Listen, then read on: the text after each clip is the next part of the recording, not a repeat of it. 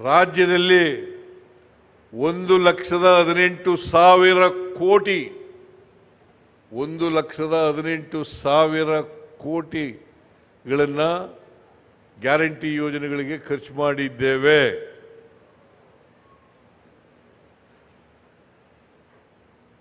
ಬಿಜೆಪಿಯವರು ಹೇಳ್ತಾರೆ ಅವರು ಏನು ಅಧಿಕಾರದಲ್ಲಿದ್ದಾಗ ಮಾಡಲಿಲ್ಲ, ಈಗ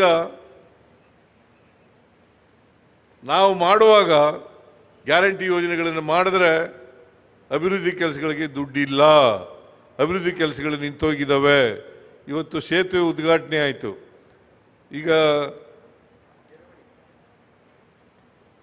ಎಂಥದ್ದು ಉಳುಗ ಮತ್ತು ಕೆರವಡಿ, ಉಳುಗ ಕೆರವಡಿ ಯಾವಾಗ ಇದು ಉದ್ಘಾಟನೆ ಆಗಿದ್ದು? ಇದು ಶಂಕುಸ್ಥಾಪನೆ ಆದದ್ದು 2017ಕ್ಕೆ ಮಾಡಿದ್ದು. 2000 ನೀವು ಸತೀಶ್ ಶೈಲು MLA ಆಗಿರುವಾಗ, MLA ಇರುವಾಗ ಮಾಡ್ತು. ಯಾಕೆ ಮಾಡಲಿಲ್ಲ? 4 ವರ್ಷ ಇತ್ತರಲ್ಲ ಅಧಿಕಾರದಲ್ಲಿ, ಮಾಡಬೇಕಾಗಿತ್ತಲ್ಲ, ಕಂಪ್ಲೀಟ್ ಮಾಡಬೇಕಾಗಿತ್ತಲ್ಲ. ನಾವು ಇದನ್ನ ಆದ್ಯತೆ ಮೇಲೆ ಉಳುಗ ಕೆರವಡಿ ಗ್ರಾಮಗಳಿಗೆ ಸಂಪರ್ಕ ಕಲ್ಪಿಸುವ ತಾವೇ ಮಾಡಿದ್ರು ಸರ್. ಆಮೇಲೆ ಬಿಜೆಪಿಯವರು ಏನೂ ಮಾಡಲಿಲ್ಲ. ಬಿಜೆಪಿಯವರು ಏನೂ ಮಾಡಲಿಲ್ಲ.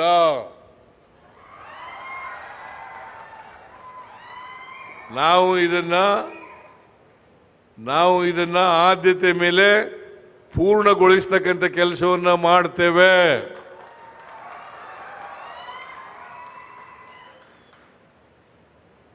ಇದನ್ನ ಆದ್ಯತೆ ಮೇಲೆ ಪೂರ್ಣಗೊಳಿಸ್ತಕ್ಕಂಥ, ನೋಡಪ್ಪ ಸತೀಶ್ ಶೈಲ್, ಇದನ್ನ ಆಯ್ತು ಅಂತ ತಿಳ್ಕೊಬಿಡು ನೀನು.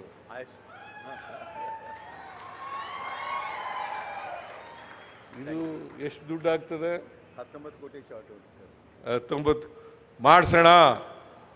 ಅದು 5 ಅವರು 1 ಅವರ್ ಒಂದು ಬಾಕಿ ಇದೆ, ಅದರೊಳಗೆ ಅದನ್ನು ಮಾಡ್ಸೋಣ.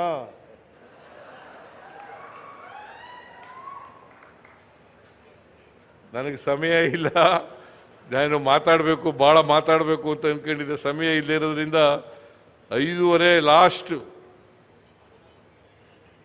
ಲಾಸ್ಟ್ ಹೆಲಿಕಾಪ್ಟರು ಹುಬ್ಬಳ್ಳಿಗೆ ಹೋಗಬೇಕು.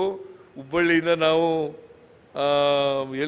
ಫ್ಲೈಟ್ನಲ್ಲಿ ಬೆಂಗಳೂರಿಗೆ ಹೋಗಬೇಕು. ಅದರಿಂದ ದಯಮಾಡಿ ಕ್ಷಮಿಸಬೇಕು,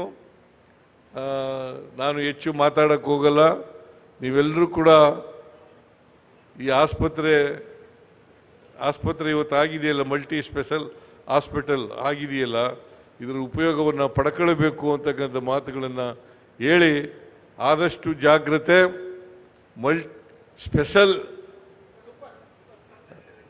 ಸೂಪರ್ ಸ್ಪೆಷಾಲಿಟಿ ಹಾಸ್ಪಿಟಲನ್ನು ತಾವೇ ಬಂದು ಉದ್ಘಾಟನೆ ಮಾಡ್ತೀರಿ? ನಾನೇ ಉದ್ಘಾಟನೆ ಮಾಡ್ತೀನಿ.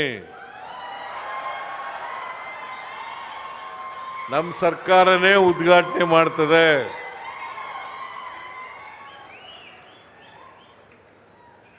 ಮುಂದಿನ ಆರ್ಥಿಕ ವರ್ಷದಿಂದ ಶುರುವಾಗುತ್ತೆ.